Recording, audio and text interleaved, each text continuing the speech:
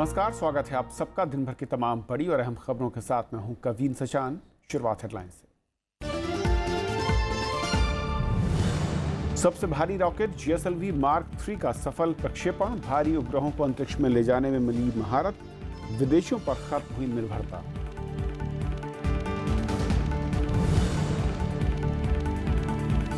कश्मीर में 4 आतंकी ढेर। CRPF कैंप पर हमले की कोशिश नाकाम। नियंत्रण रेखा के हालात पर पाकिस्तान से सैन्य वार्ता।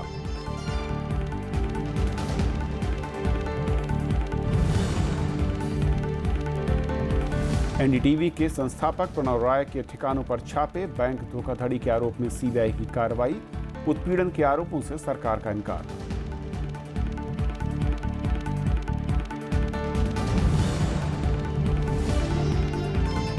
महाराष्ट्र में किसानों की हड़ताल जारी। कई जगहों पर बाजार बंद और चक्का जाम। मुख्यमंत्री ने की वार्ता की पेशकश।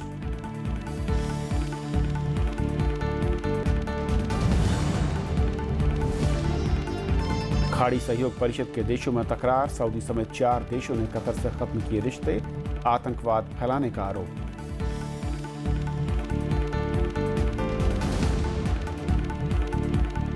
और आइए देखते हैं पहली खबर।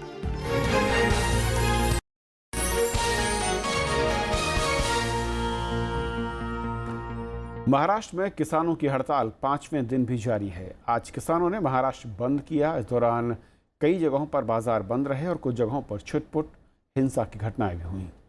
किसानों ने मंगलवार से आंदोलन को और तेज करने की चेतावनी दी है। स्वाभिमानी शेतकारी संगठन के सांसद राजू शेट्टी ने कहा कि वो NDA से अलग होने के मुद्दे पर जल्द फैसला करेंगे। कहीं सड़क पर आंदोलन तो कहीं बाजार बंद। इन सब के बीच सिर मुंडवाते किसान।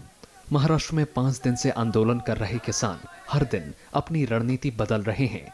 सोमवार को उन्होंने राज्य में बंद बुलाया और जगह जगह चक्का जाम किया। किसानों ने दूध और टमाटर जैसी सामग्री सड़कों पर फेंककर विरोध जताया। किसान जो कर्जदार है वो किसान कर्जदार से मुक्त होना चाहिए। उसके खेती माल को भाव मिलना चाहिए। यही मांगना लेके हम आगे ही चलते रहेंगे।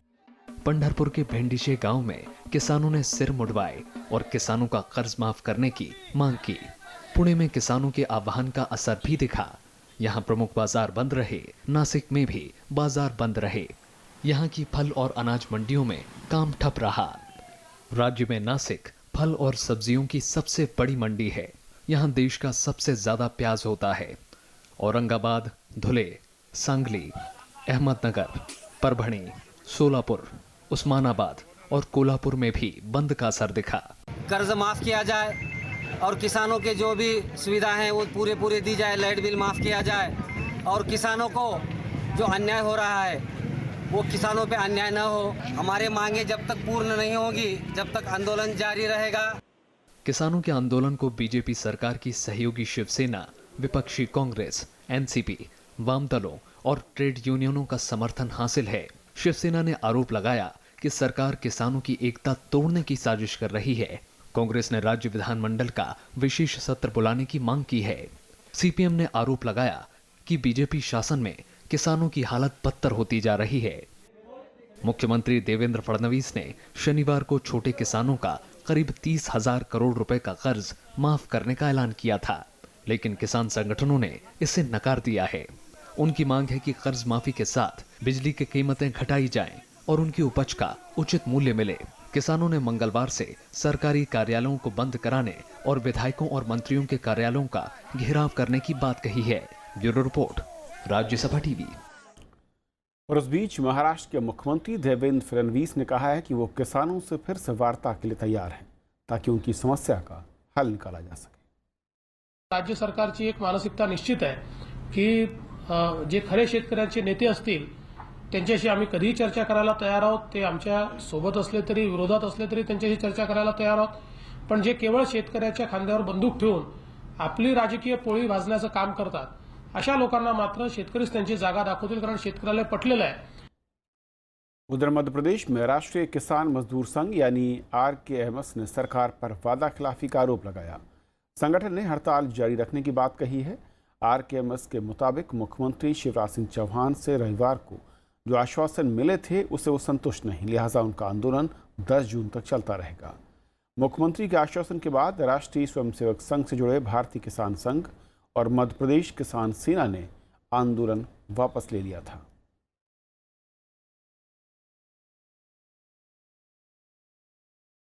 और किसानों की इस हड़ताल पर और बातचीत करने के साथ स्टूडियो में खास मेहमान मेरे वरिष्ठ सहयोगी और सीनियर असिस्टेंट एडिटर राज सुबह टीवी अरविंद कुमार सिंघर जी, स्वागत है आपका जी। मैं शुरुआत अगर महाराष्ट्र से करूं, मुख्यमंत्री बैठक करते हैं, कई सारे संगठन थे, कुछ ने हड़ताल वापस का ऐलान किया जी और कुछ उससे असहमत थे जी। उस दिन कहा गया कि कमेटी बनेगी जो एक रिपोर्ट लाएगी, उसके बाद चर्चा होगी। आज मुख्यमंत्री कह रहे हैं फिर से बातचीत को तैयार हैं। क्या आपको लगता है कि एकजुटता थोड़ी ज़्यादा हुई है, जिसका दबाव दिख रहा है? ऐसा है कविन जी, ये समग्र रूप से आप देखेंगे जब विधानसभा के चुनाव हुए और उससे पहले लोकसभा की हुए तो दो बातों पर जो है खास तौर पर बीजेपी का जोर था। पहला तो ये था कि जो है एक स्वामीनाथन आयोग की रिपोर्ट को लागू किया जाएगा जी। वो सबसे ज़्यादा बड़ा इशू है क्योंकि मूल्य नीति जो है अगर आप देख रहे होंगे तो चाहे वो उत्तर प्रदेश की बात हो, महाराष्ट्र की बात हो, किसानों की एक आम शिकायत है कि उनके खेती की लागत बढ़ रही है लेकिन उनको वाजिब दाम नहीं मिल रहा है। दूसरा, मंडियों की कितनी भी बात हो या मूल्य की बात हो, एमएसपी की बात हो, एमएसपी तो 25-26 फसलों पे लागू है लेकिन अगर उसकी खरीद आप देखेंगे तो सिर्फ 3 फसलों पे हो रही है। महाराष्ट्र में भी ये हालत है। महाराष्ट्र में जो है किसानों का जो संचित गुस्सा ये है कि आपने देखा होगा कि मराठवाड़ा का इलाका हो या विदर्भ का इलाका हो, ये लंबे समय से कृषि संकट से जूझ रहा है। बिल्कुल। और अब जबकि ऐसे इलाके जिनको बड़ा संपन्न मानते हैं हम खेती बाड़ी में, वो भी जूझ रहे हैं। तो उनका ये है कि भाई एक बार आप हमको, पिछले काफ़ी समय से डिमांड उठ रही कि आप हमको एक बार कर्ज मुक्त कर दो ताकि हम खड़े हो सकें। और आपने देखा उस राज्य में जो सबसे प्रगतिशील राज्य हो, वहाँ किसानों की आत्महत्याएँ इतनी ज़्यादा हो रही हैं। पूरी दुनिया भर ने उन आंकड़ों को देख करके लोग चौंक रहे हैं कि आखिर ऐसा राज्य जिसको हम नज़ीर देते हैं, जिसको वसंत दादा पाटिल वगैरह ने, जैसे बड़े बड़े नेताओं ने उसके कृषि विकास की नींव रखी, वहाँ ये हालत है। तो उत्तर प्रदेश हो, बिहार हो और बाकी राज्यों में कितनी बुरी हालत होगी इसका अंदाज लगाया जा सकता। तो गुस्सा संचित वहाँ से है। और आप इसमें गौर कर रहे होंगे, इसमें कोई बड़ा भारी किसान संगठन नहीं है। इसमें अगर आप देखेंगे तो ऐसे किसान संगठन शामिल हुए छोटे छोटे जिनको लोग जानते नहीं जो है। तो अब जो कुल मिलाकर के जब ये स्थिति बनी है तो ये मुख्यमंत्री ने एक बात कही, साहब छोटे किसानों के माफ़ हो, वहाँ तो छोटे हो क्या बड़ा हो, सबकी स्थिति ये है। तो उनका ये मानना है कि भाई कम से कम किसानों की कर्ज माफ़ी उत्तर प्रदेश में अगर आप कर सकते हैं, जो सबसे बड़ा राज्य है, और ये उत्तर प्रदेश के बाद ही अगर आप देख रहे होंगे तो लगातार कर्ज माफ़ी की मांग उठ रही है, मूल्य नीति की मांग उठ रही है। तो ये दो ऐसा मुद्दा महाराष्ट्र के किसानों ने उठाया है जो कि पूरे देश भर का मुद्दा है, वो कोई एक अकेले नहीं। और इसीलिए अगर आप देख रहे होंगे तो इस आंदोलन का दायरा महाराष्ट्र से आगे बढ़ करके मध्य प्रदेश के एक बड़े हिस्से में आ गया है और आगे हो सकता है। मैं आप बताऊँ 16 तारीख को जो मीटिंग यहाँ होने जा रही है उसमें महाराष्ट्र के किसान संगठन भी हो रहे हैं, दिल्ली में मीटिंग। तो ये जो बीज बोया, एक तरह से वो बीज बोया है तमिलनाडु के किसानों ने, और वो जो है वो उसका दायरा निश्चित तौर पर बढ़ेगा अगर सरकार इस तरफ गंभीर नहीं हुई तो। लेकिन जिस तरीके के हालात हैं और केंद्र में बीजेपी आई, उससे पहले उन्होंने जब विपक्ष में थे तो उन्होंने उस कमेटी की रिपोर्ट को अक्षरशः लागू करने को लेकर एक वचन भी दिया और भाषणों में कहा भी गया। अब जबकि कई राज्यों में उनकी सरकारें हैं तो फिर उन बातों का एमएसपी को लेकर या फिर जो लागत मूल्य है उसको बढ़ाने को लेकर दिक्कत क्या है? क्या कोई सैद्धांतिक सहमति दिखती है या फिर तकनीकी तौर पर उसे फिलहाल रोका गया? देखिए, ये बात जो है कविन जी मुख्य रूप से सरकारों की इच्छाशीलता पर है कि कोई सरकार जो है वो एक्चुअली क्या चाहती है। अभी किसानों के साथ जहाँ तक बात आती है तो ये अगर आप इस आधार पर खेती बाड़ी को किनारे रखने की बात करते हैं कि उसका जीडीपी में कंट्रीब्यूशन कम होता जा रहा है और सर्विस सेक्टर जो है वो आगे हो रहा है, तो उस हिसाब से नहीं करना होगा क्योंकि आज भी जो है आपकी आधी से ज़्यादा आबादी, 56% के आसपास की आबादी खेती पर निर्भर है। तो अगर देश के बाकी हिस्सों की चमचमाते हुए नगरों की तुलना में अगर आप ग्रामीण इलाकों को थोड़ा भी संबल नहीं देंगे, अगर उनका जो रेशियो जो है 2 और 4 का रहा होगा वो आज 2 का और 8 का हो जाएगा अगर रेशियो बढ़ के, तो इतना असंतुलन जो है बहुत दिनों तक बर्दाश्त नहीं किया जा सकता। अब ग्रामीण जीवन की ज़रूरतें बढ़ी हैं, वहाँ भी एक नया माहौल है। तो मुझे लगता है ये सारी चीज़ें राजनीतिक इच्छाशीलता पर है। अगर प्रधानमंत्री इतने बड़े देश में किसानों को जो है सॉइल हेल्थ कार्ड दे सकते हैं या और बड़ी बड़ी फसल बीमा की योजनाएं और बहुत सारे बड़े फैसले ले सकते हैं, तो मुझे लगता है कि स्वामीनाथन आयोग की रिपोर्ट को लागू करना कोई कठिन काम नहीं है, क्योंकि आप तो 25-26 फसलों की बात कर रहे हैं। अब तो किसान ये मांग करने लगा कि हमारी हर फसल का वाजिब दाम तय होना चाहिए। तो सवाल ये है कि लाइफ बॉय के जो है साबुन हो या जो है बाकी सारे जो कृषि उत्पाद जो है जो आदान है वो महंगे होते चले जाएंगे और किसान का जो फसल का जो दाम है वो पहले से भी कम हो जाए। अगर आप देखिए आलू 2 रुपये 1.5 रुपये में बेच रहा हो किसान, या दाल जो है वो 50 रुपये में बेच रहा है सरकारी उस पर, तो ये सवाल उठ रहा। तो ये मुझे नहीं लगता कि कोई असंभव बात थी, लेकिन जो खासतौर पर जो नौकरशाही है जो कृषि क्षेत्र की, वो जरूर जो है बीच बीच में बाधा डाली। उसको लगता है कि साहब अगर ये हो गया तो जो है जो इतना बड़ा पीडीएस सिस्टम है वो कैसे चलेगा। सवाल है कि अगर राजनीतिक इच्छाशीलता सरकार ने ले लिया और आप करीब जो है 80-90 करोड़ लोगों को खाद्य सुरक्षा के लिए आप तैयार हैं देने के लिए, आप सबको अनाज मुफ्त में देने के लिए या 1 रुपये 2 रुपये 3 रुपये पे तैयार हैं, कम लागत।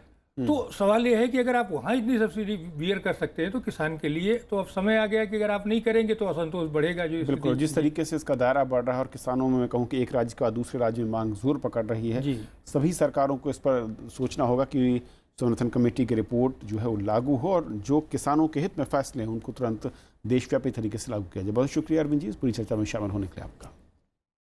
यदि पहली खबर, छोटा सा ब्रेक और ब्रेक के उस पार दिन भर की दूसरी बड़ी खबर।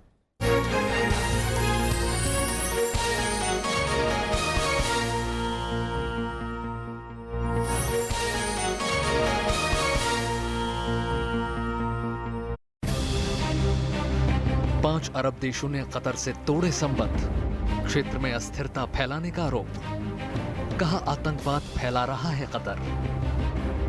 देखिए देश देशांतर रात 8:30 बजे सिर्फ राज्यसभा टीवी पर।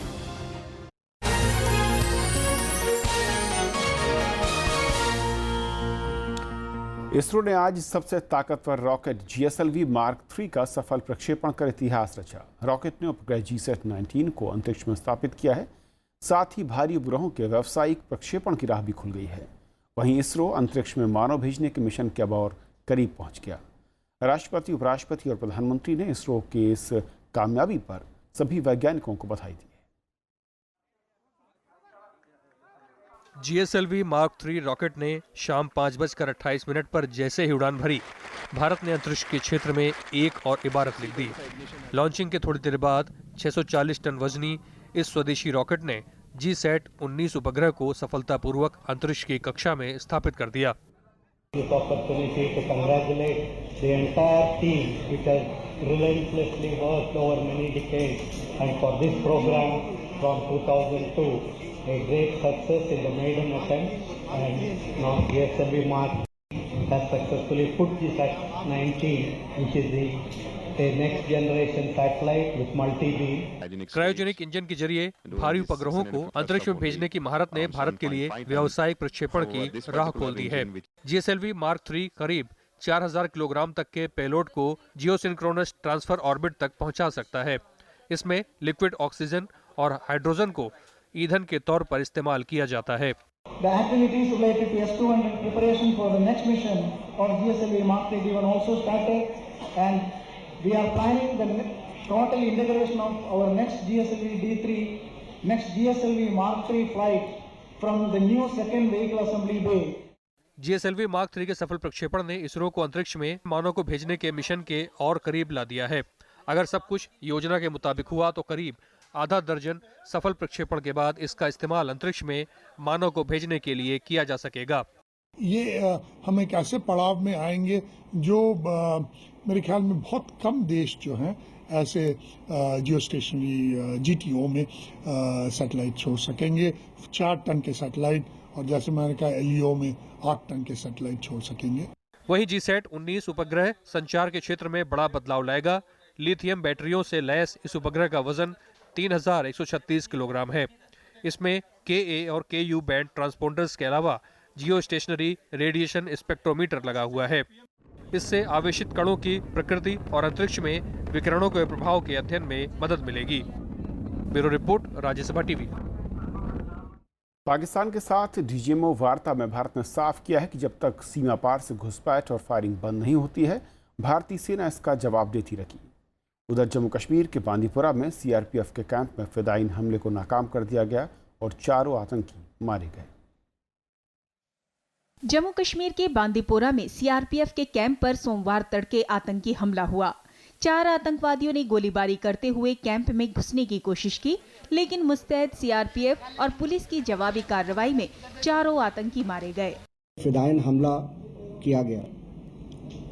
लगभग 3:45 बजे ग्रेनेड से और असलाह की फायरिंग से उस पर हमला किया गया और इस एंगेजमेंट में चारों आतंकवादियों को मार गिराया गया।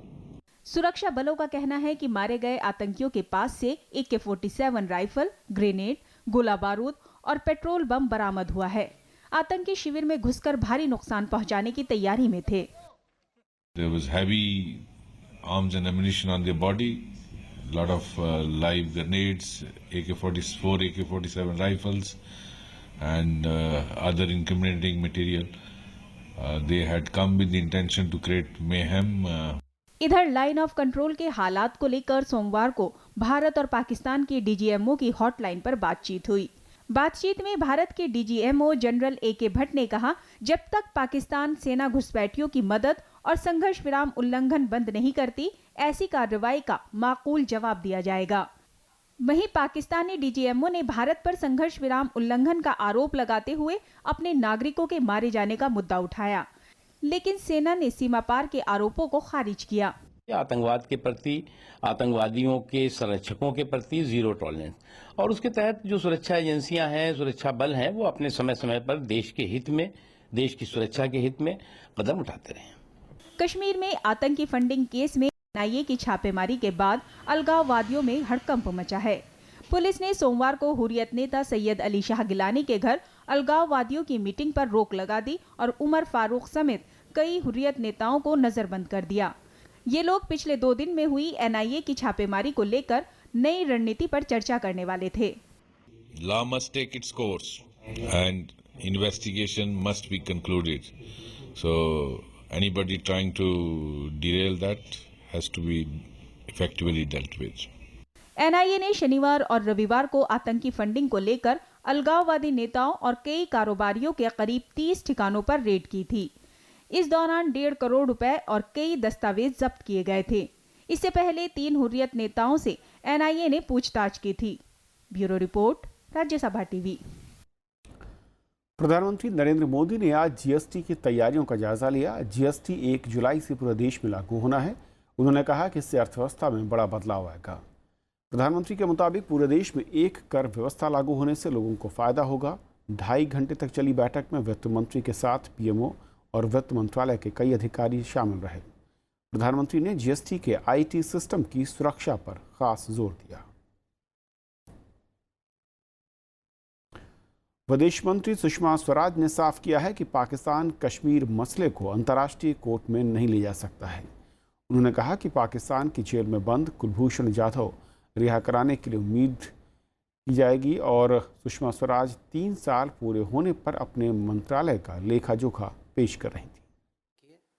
विदेश मंत्री सुषमा स्वराज ने पाकिस्तान की कश्मीर मुद्दे को अंतर्राष्ट्रीय कोर्ट में ले जाने की दलील को खारिज किया है। उन्होंने शिमला और लाहौर समझौते का हवाला देते हुए कहा कि ये मामला द्विपक्षीय बातचीत से ही सुलझाया जा सकता है, लेकिन आतंकवाद और वार्ता साथ साथ नहीं चल सकती। कश्मीर को वो किसी भी तरह से ICJ में नहीं ले जा सकता, क्योंकि कश्मीर के ऊपर शिमला अग्रीमेंट और लाहौर डिक्लेरेशन बहुत ही क्लियर है कि बायलैटरल मुद्दा है और दोनों देश आपस में बैठकर ही निपटाएंगे। विदेश मंत्री ने सोमवार को NDA सरकार के 3 साल पूरे होने पर प्रेस कॉन्फ्रेंस की। उन्होंने कहा कि पेरिस जलवायु समझौते को लेकर अमेरिका के साथ रिश्तों में बदलाव नहीं आएगा। उन्होंने कहा कि H-1B वीजा में अभी तक कोई बदलाव नहीं आया है। लॉटरी सिस्टम से निकलता है नंबर और नाम, अभी उसमें भी कोई परिवर्तन नहीं हुआ है। और जो हमारे लोग वहाँ से PhD करते थे, उनके लिए जो 20,000 का अलग कोटा था, वो भी बरकरार है। हाँ, चिंता ज़रूर है, क्योंकि बार बार इस बात की चर्चा होती है कि इसमें संशोधन कर दिया जाए। सुषमा स्वराज ने कहा कि पिछले 6 साल में FDI में 37.5% की जबरदस्त बढ़त हुई है। उन्होंने कहा कि भारत का महत्व दुनिया भर में बढ़ रहा है। उन्होंने कहा कि विदेश में मुसीबत में फंसे करीब 80,000 भारतीयों को भारत लाया गया है। रविंद्र सिंह शौरान, राज्यसभा टीवी। एनएसजी के मुद्दे पर चीन के रुख पर विदेश मंत्री सुषमा स्वराज ने कहा कि एनएसजी में भारत की सदस्यता का समर्थन करने वाले देश चीन के नेताओं से बात करेंगे। चीन ने एक बार फिर एनएसजी की सदस्यता के लिए भारत का समर्थन करने से इनकार किया। उसका कहना है कि नई परिस्थितियों में ये मामला और पेचीदा है। चीन ने एनपीटी पर हस्ताक्षर नहीं करने वाले सभी देशों के लिए एक समान नियम बनाने पर जोर दिया। इस महीने स्विट्जरलैंड की राजधानी बर्न में एनएसजी बैठक होने वाली है। पिछली बैठक में भी चीन भारत की सदस्यता का विरोध कर चुका है। 2008 में अलग से ये अधिकार मिल गया। जो हमारी प्रतिबद्धताएं या कमिटमेंट्स हमने उस समय की थी उसको 100% नहीं 101% हमने पूरा किया है। इसीलिए हम इंडिया और पाकिस्तान के उस पर भी उनको बता रहे हैं कि दोनों चीज़ें अलग अलग हैं।